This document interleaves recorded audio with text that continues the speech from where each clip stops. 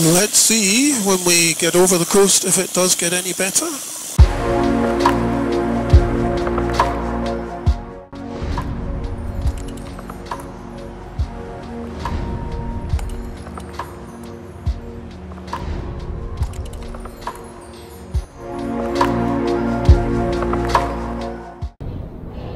Hi everybody, and welcome back to the channel from inside the hangar where it's nice and windy outside, so we're just hiding in here. What I've got for you today is a short video where I was out flying very thermally, so I went over the coast, and once I was in nice calm air, took some time to just think about what it is I love so much about microlighting. If it sparks your interest, fantastic. If you've got any questions, just please comment below. I'll do my best to answer everything. In the meantime, please enjoy the video. I'll see you on the other side.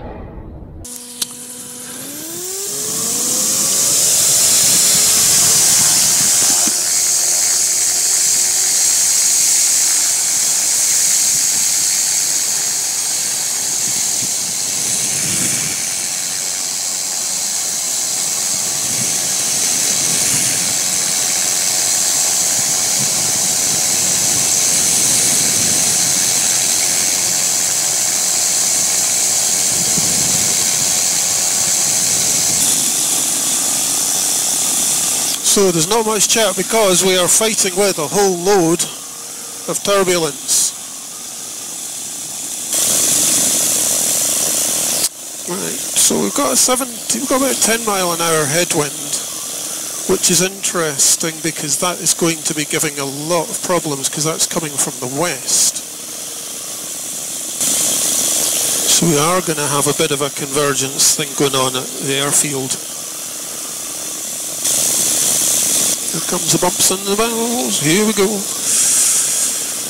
Okay, that's fine. Bird below.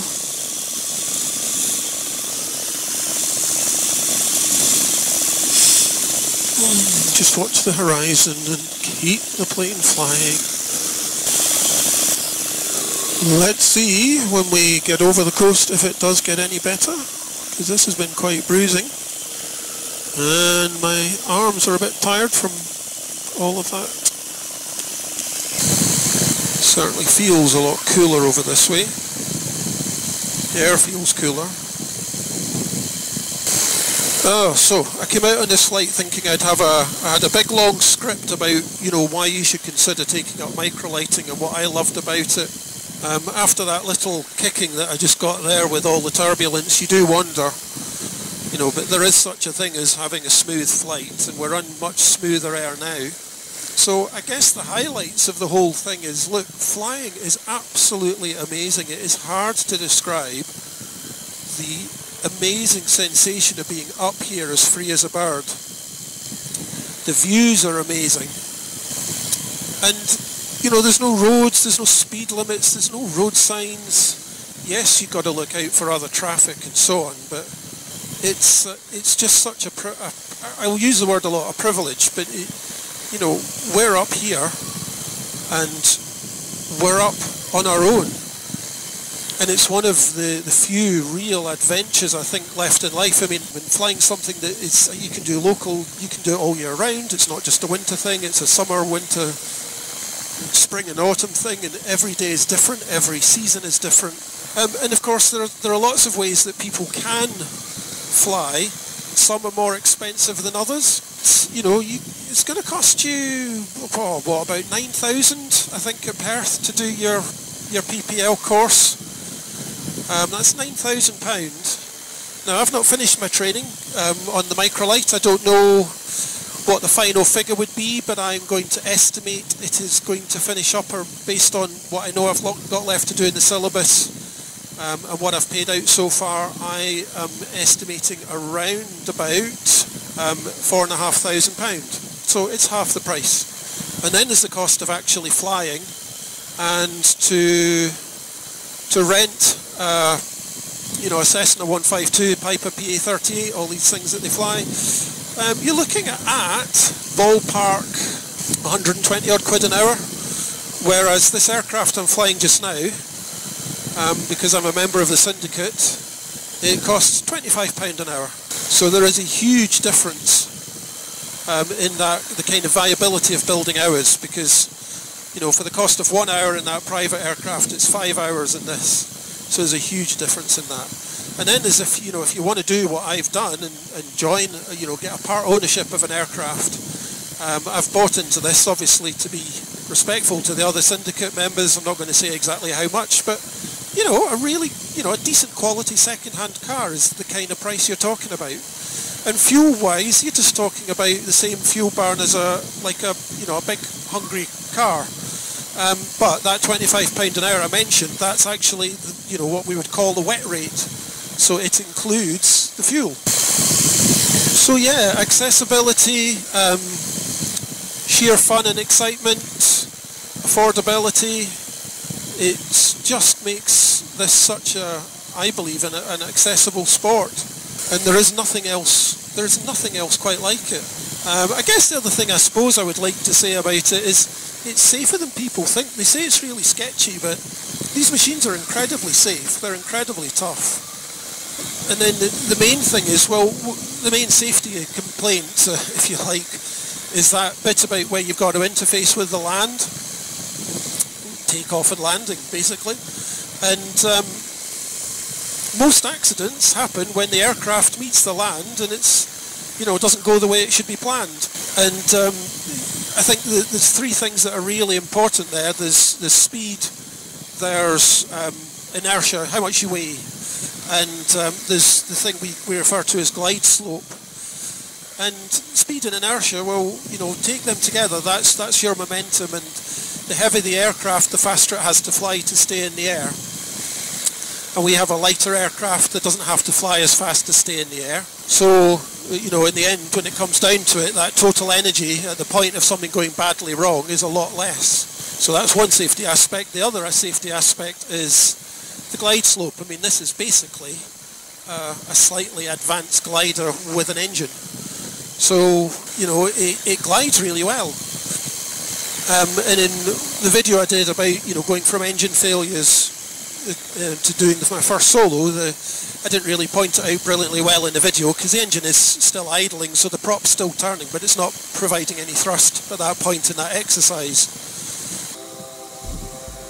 Golf tank mic overhead, practice engine failure.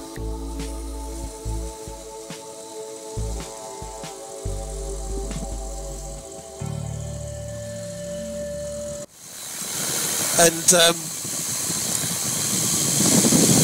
if the engine fails, what we have is a fantastic glide slope, which basically means that we can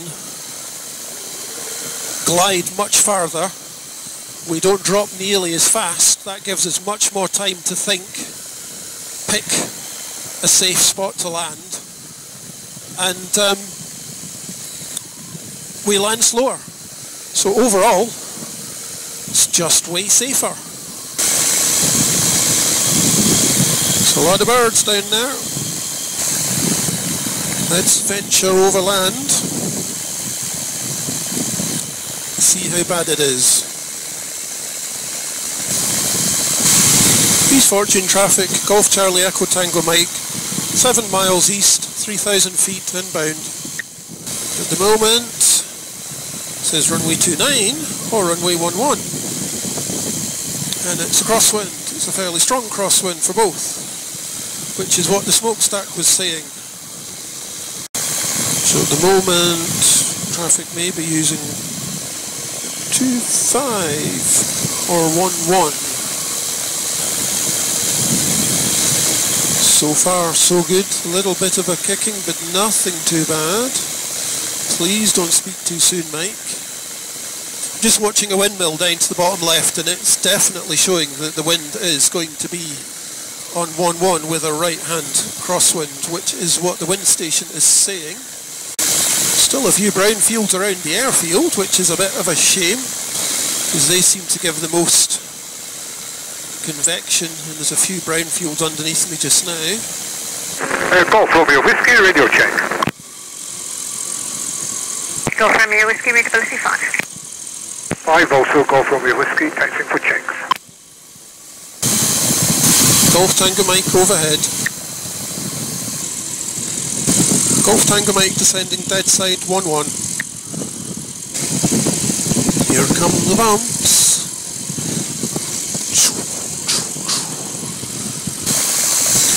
Wow, it's warmer down here. Golf Tango Mike downwind 1-1. Watch the speed, watch the speed, watch the speed, watch the speed. You're slow, you're slow, you're slow.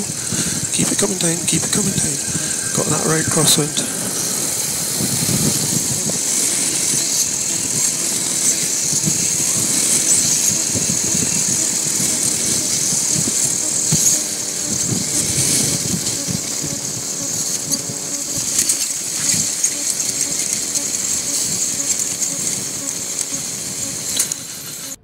Thank you so much for watching. I hope you enjoyed it. If you do have any questions, anything you'd like to ask me, please just comment below.